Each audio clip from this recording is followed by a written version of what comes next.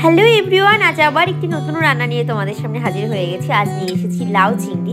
সেজন্য প্রথমেই চিংড়ি মাছগুলোকে খুব ভালো করে ধুয়ে নুন হলুদ মাখিয়ে নিচ্ছি।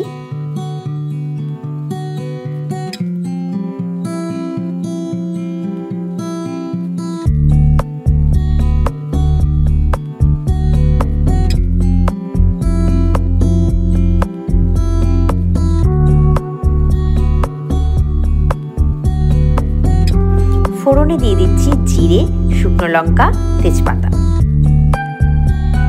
দিয়ে দিচ্ছি কাঁচা লঙ্কা,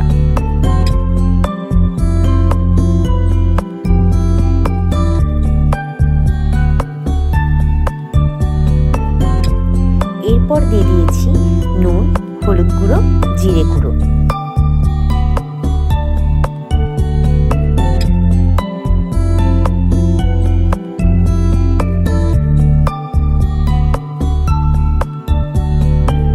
এবারে ভেজে রাখা চিংড়ি মাছগুলো দিয়ে দিলাম।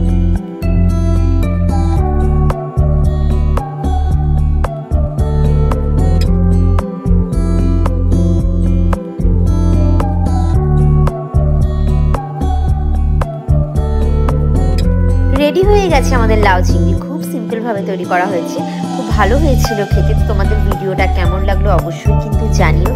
সবাই খুব ভালো থেকো। আজকের মতো ভিডিও এখানেই শেষ করছি। টাটা।